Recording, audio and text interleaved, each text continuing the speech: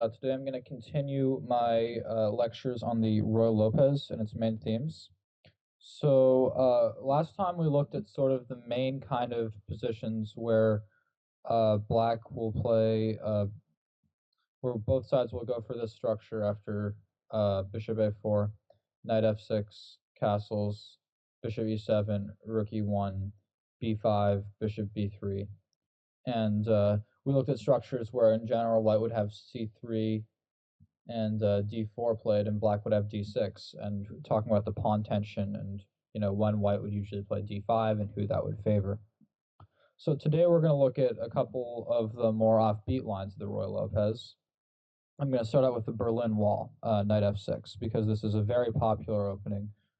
There's a couple ways of playing it. Black can play it for a draw, and black can play it for a win.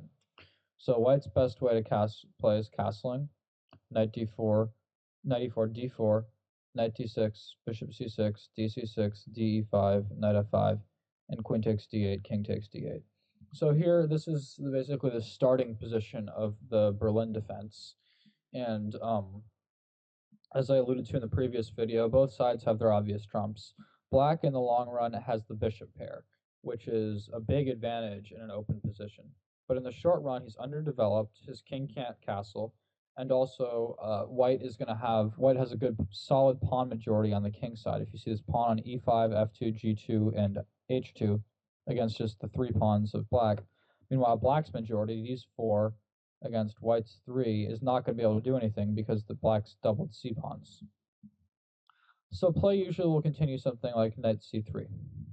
And black has a few ways of answering, and there's different plans. Black can play sort of h6, keeping the knight out of g5, and there's a few things that black can try to do. Black can play b6, and let's say bishop e6, and king c8, king b7, trying to find a safe square for his king, and then play moves like bishop e7, and try to centralize his rooks, and maybe start playing on the queen side.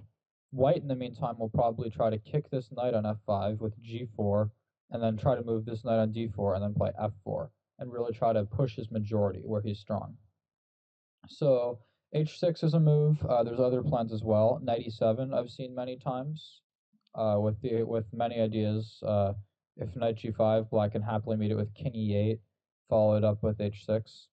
So for example, white could play f4, h6, and now white's kind of weak on the dark squares, and black can blockade very nicely after, let's say, bishop e6. And if knight e4, well, just let's say b6. And long term, black is very solid, and it's hard to see how white's really going to push his majority, but the two bishop pair could become very important. For example, right now, although it's not threatened, this pawn on a2 is going to be weak. So if white plays some natural looking moves, like let's say bishop e3, knight f5, or knight d5, those are also weak squares. But let's say c5 is just to make it so white can play normal moves. If he plays rook ad1, for example, now, he's always going to have to worry about this move, bishop takes a2, and then if b3, c4. So oftentimes, white will have to play b3 himself here. But maybe now black will play a5 with the intention of playing a4 and breaking up these white pawns and start to attack them with his active bishops. Also, there's always possibilities of playing bishop f5. Let's say b3, bishop f5, and trying to attack this pawn. So one key point is a lot of times white will play a system where he plays, let's say, b3. And now after bishop b4 from black, bishop b2, one common idea, which I don't think is bad at all, is to just take off this knight right now, because the opposite colored bishops, especially because black has the light squared bishop, means that it's very hard for white to advance his pawns because black's got the e6 square and the f5 square covered so well, and black's banking on white having weak pawns on the light squares in the future. So another way that black can play is, let's say after let's say we get knight e7, rook d1. I don't know if this is exactly theory, but white will try to play something like this. And then white's going to try to play h3, g4, or sorry, f4, and g4, and try to play f5. So one thing black might do is play something like h5, so that h3, g4 is just never really going to happen. And that's going to make it very hard for white to keep pushing. For example, this position isn't exactly theory, but let's say black plays a6. He wants to play c5, but he doesn't want to let white's knight get to b5. Let's say f4, and now c5. In this position, it might be a little bit risky because white can play knight db5 anyway, and there's a lot of threats now, like checkmate. But so if black plays a preparatory move like bishop d7, it's again hard to see what white's going to do. Let's say bishop e3, c5, now knight b3, b6. And black's next moves can play themselves. He'll play, let's say, bishop e6 or bishop c6, and he'll start pushing on the queen side. And it's really hard to see what white's actually doing, although because his pawns are blocked so effectively by black's bind on the light squares. So the Berlin is an extremely rich opening. There's lots of things going on, but in the interest of time, that's basically where I'm going to leave it, because there's other lines of the Lopez that we should be covering. But that's definitely one that's very popular among grandmasters at the top these days, because it's looking like black usually can hold a draw in most variations. So the next variation I'm going to look at is the open Ruy Lopez, which goes as follows: knight takes e4. And this is sort of like the Berlin, in the sense that black takes a pawn on e4 before he's, I guess, quote unquote, technically supposed to be able to. But he definitely plays it very differently. It gets to a different kind of position. So white plays d4, and black can't really play e takes d4 because of rook e1. Although there is a funny variation here. If white knows what he's doing, he's in good shape. Black plays d5, knight takes d4, and then bishop d6. So white has to take c6 if he wants anything here. And now black plays bishop takes h2 check. So if you pause your videos, you should probably pause it for a couple minutes to figure this one out, to try to find what white's best response to this move is. I'll let you do that, and then in about 3 seconds, we're going to keep talking. Okay, so I hope you've had a chance to pause your video and think about this. The best move is actually king h1, which is kind of a funky idea, but the point is king f1, now this bishop is no longer attacked. And if king takes h2, well then black plays queen h4 check, king g1, and queen takes f2 is just a draw. King h2, queen h4, draw. So the main thing that white does after is king h1. And now if black takes on c6, bishop takes c6 check, black's whole position is really falling apart. For example, let's say if king f8, maybe even just rook takes e4, and it's hard to see what black's going to do next. So black in general will play queen h4 here. So this is kind of a frustrating point for white, because it looks like there should be some great discoveries, but there really just aren't. There's no real way for him to make a good knight move that makes serious threats. So the best move for white here is actually rook takes e4. Unfortunately, white does not have time to play a move like queen takes d5, because black will play bishop g3 check and promptly deliver checkmate. For example, bishop g3, king g1, bishop f2, king f1, queen h1, king e2, queen e1, and white is not going to survive. He's already down a lot of material too. So for example, king f3, black could probably even just castle and retain a winning position. So white plays rook takes e4, and now black plays d takes e4, and now white plays queen d8, which would be checkmate, but black still has the queen on h4. Queen takes, knight takes, king takes, and then king takes h2. And this ending, while if you just turn on some kind of material counter, it will say black is up material, it's really not true, because white's two pieces are a lot better than black's rook. And it's, even though black has a couple pawns, I think white still can be comfortable with a pretty big advantage here. He should just, the only thing he has to be careful of is not to get this bishop on a4 trapped, but I think white's next move is probably going to be c3, so that fear will go away. White will play bishop e3, knight d2, and just try to make use of his pieces. This is in some way a little bit like the Berlin with reversed colors, because it's an endgame, and while black has a nice pawn majority here, because he doesn't have any way to challenge white's dark squared bishop, and that color complex is going to be very hard to break through. So I think white's better in this endgame. But now that we're gonna get back to the main line instead of e takes d4, black plays b5, bishop b3, and d5. D takes e5, bishop e6, knight bd2, and knight c5. So I think white's best move is c3 here. He wants to play bishop c2, and he wants to play knight d4. And with the point of knight c4 is to block up all of black's center, and then try to maybe play f4 and f5 and develop a kingside initiative. So there's a couple things black can do here. Black probably shouldn't take this bishop, because now white's going to have a very powerful bind on the dark squares. Next moves maybe something like bishop e3 or knight fd4, and this c pawn is going to be very weak. For example, bishop e7, knight d4. This c pawn is just going to be perpetually weak, and white will always have this open c file to work with and the weak c5 square. And I think white can be confident of some advantage here. So there's a couple moves here. Black can play bishop e7, black can play bishop g4, and black can play sort of like the more aggressive move d4. So, for example, bishop e7, white will play rook e1, or let's say, yeah, bishop c2 first, just to keep the knight out of d3 and key lines. Castles, rook e1, and now white's really planning to play knight d4.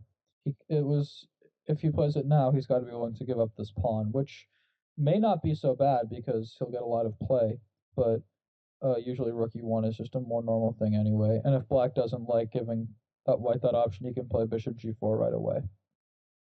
So after bishop c2, castle, rook e1, bishop g4, h3, bishop h5, white will play something like knight f1 and then knight g3 looking for knight f5, and while black can try to play for d4 someday. And it's, again, just like I say about all the other Ruy Lopez positions, a very rich position where lots of things are going on, where lots of plans can take place. And I think that black should be, in general, okay, maybe not better, but maybe slightly worse. But it's also, they're very interesting positions, and black can play them for a win, and but so can white, and it's just the kind of position that you should be happy to play chess in. So, but now I'm going to head to the main move where black plays d4 here instead of bishop e7. So there's a couple things white can do. White can play knight g5, which is a very aggressive move. It was supposed to thought to be really good. Kasparov unleashed it on somebody at some moment and won a very nice game. But at first glance, it looks stupid because black will just take the knight. But white has this point of playing queen f3, and this knight on c6 is really feeling the pain.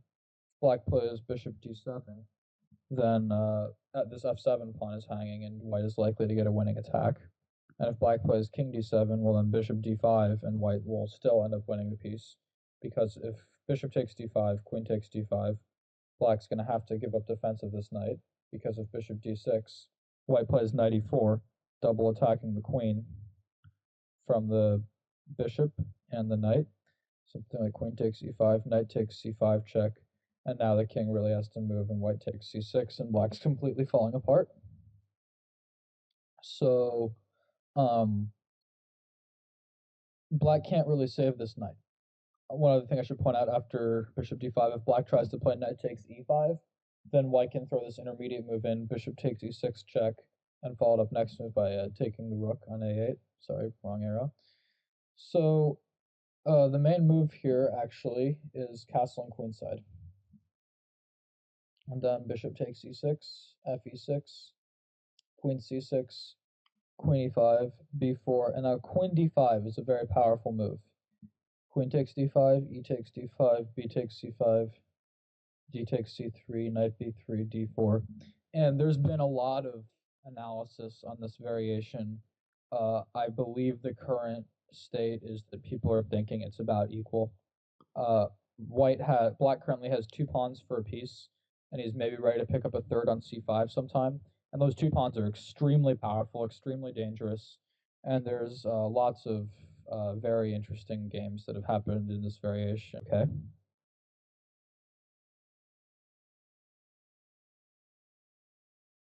Here, and I played bishop takes e6, knight takes e6, c takes d4, knight c takes d4, and knight e4. So white's just trying to capitalize really quickly on black's lack of development. Bishop e7. And now the main move here is a4, and white's supposedly slightly better, but black shouldn't have too many issues. But I played bishop e3, which is a more aggressive move, attacking the knight. If knight takes f3, queen takes f3, then black really is in trouble because white will quickly play rook fd1, rook a c1, and black's under an enormous amount of pressure and has very little development. So black plays knight f5, which is the best move. He's not letting white's queen get developed with tempo, and he's threatening to take on e3, shattering white's pawn structure. So here I actually played queen c2, allowing that. If knight takes e3, then queen c6 check is very strong. So black has to castle first.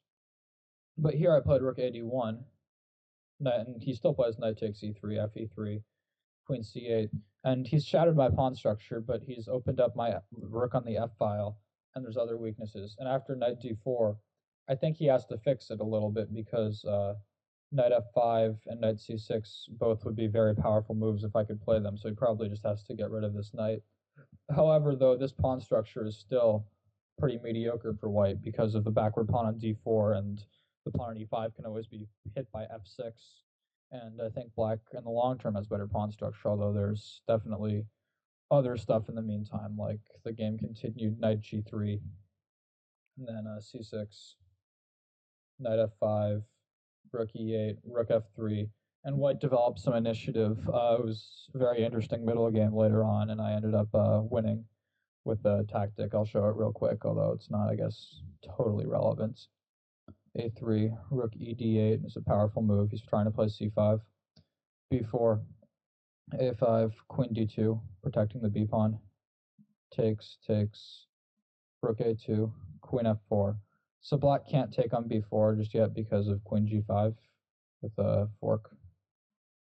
So black plays rook da8, trying to trade off some of white's rooks. If black can play rook a1 and harass the king, it'd be good for him.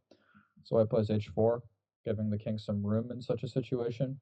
And here Mikhailovsky blundered with rook 8a3, allowing a cute tactic, knight h6 check. If queen takes h6, queen f7 is going to be checkmate. And g takes h6 is what happened in the game. Queen g3 check, and the next move, white will take this rook off and be up in exchange. So that's sort of a kind of characteristic way of this line where white plays bishop e3. He will have some initiative, but maybe in the long run weak pawn structure. And that's sort of something that can be seen in a less conventional Ruy Lopez, like the open Ruy. So now I'm going to shift gears and go to the Marshall attack, which starts out a little bit more like an open Ruy. After knight f6, castle, bishop e7, rook e1, b5, bishop b3, castle, c3, d5. So white plays e takes d5, knight takes d5, knight e5, knight e5, rook e5. And now I know knight f6 is a possibility here, but for some reason I don't think it was supposed to be good, so I'm just going to look at the main line of c6. So white can play here d3 or d4. After d3 we can get an endgame that I alluded to in the last video, like such. Rook e1, queen h4, g3, queen h3, queen f3, bishop f5, bishop d5, cd5, queen d5, rook a d8, queen g2, queen g2, king g2, bishop d3. Or black has excellent compensation for the pawn, and while he's maybe slightly worse, can probably hold a draw. But there's other ways of playing for white and for black. White can try playing d4 instead, and after bishop d6, rook e1, queen h4, g3. There's a couple things white can do here, but I think getting popular now is bishop e3, and then bishop g4. And now it should be pointed out that white has to be very careful here. But if he plays queen d3, he's okay because he can play queen f1 in the event of bishop f3. So for example, if bishop f3, queen f1, queen h5, you might think that black's really gained something by putting this bishop on f3, but in reality, it's actually just going to get kicked away by knight d2, and white is going to have an extra pawn now, and black's compensation has really dawdled. So, after bishop e3, black will play maybe rook e8, and then there's many ideas here for black. I saw a game not too recently. It was Anand against Aronian, and Aronian beat him very nicely, where he came up with this idea of playing rook a7 and then rook e7, and really forgetting any attack, but just trying to play on the e file. Like, I believe in that game, Aronian even just played rook a7 in this position, and and soon he played rook e8 and rook e7, and had just took complete control of the only open file, and white had to realize that his majority on the queen side was completely immobile and not particularly useful. So the thing about the Marshall is it's very hard. Basically, white's best hope is to play a slightly better endgame, or manage to get a pawn up position. That's still very hard to win, and usually black can hold a draw. And meanwhile, black, if his attack succeeds, is very happy because that usually means checkmate. So this is one reason that white will often avoid the Marshall attack, and for that reason, here often plays a move like h3, and then d6, c3 will transpose back into the sort of closed lines we were looking at. Another variation is a4. I believe bishop b7 is black's best move. Should also point out after h3, bishop b7 is also possible. c3, d5. I saw a game here.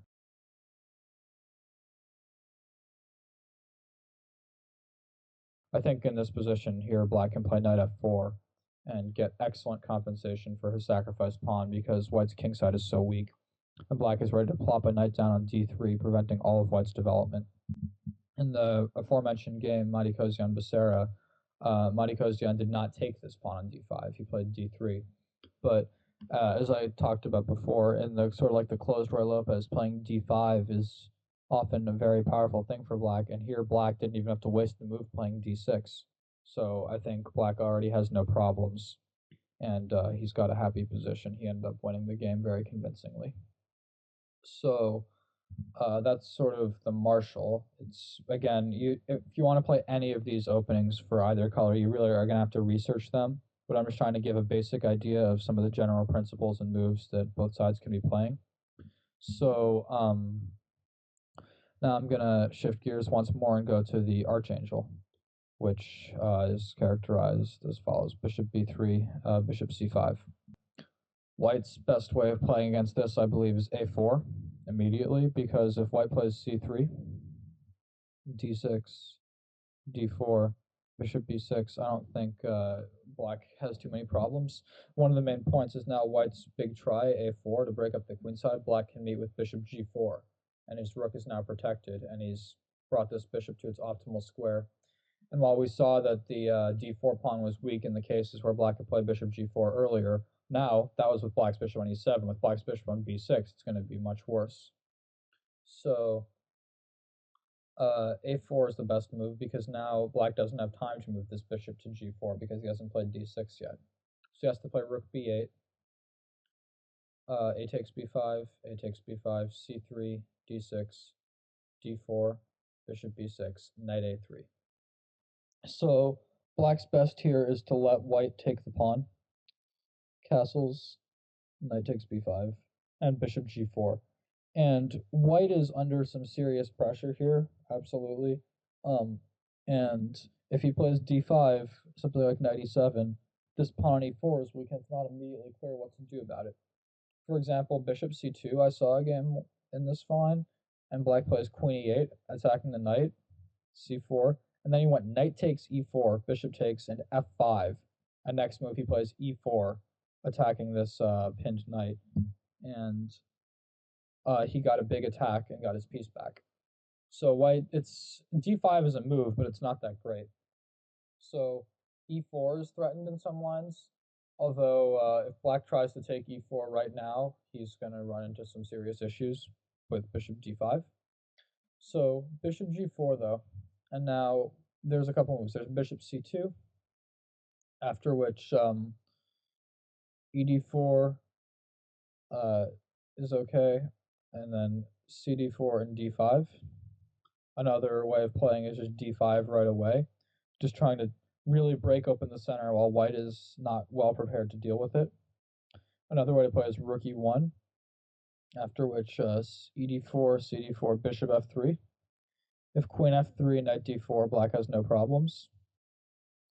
So g takes f3, knight takes d4, knight takes d4, bishop takes d4, bishop f7, rook f7, queen d4. White took f7 because if he takes back on d4 now, rook takes b3. Black took the piece back, equal material. White's got a messed up king. But after bishop f7, rook f7, queen d4, let's say knight h5 from black, white's king is always under attack, and it's not really a pleasant position to play for white, even if he does have an extra pawn. So this is sort of a kind of theme of the Archangels. Black will often sacrifice a pawn to open up white's position. So for all you attacking players, the Archangel might be a good opening for you. So another move here is bishop e3, and there's some other key lines. For example, now ed4, cd4, knight e4. So if bishop d5 now, queen e8 is quite strong, I think, just holding the two knights.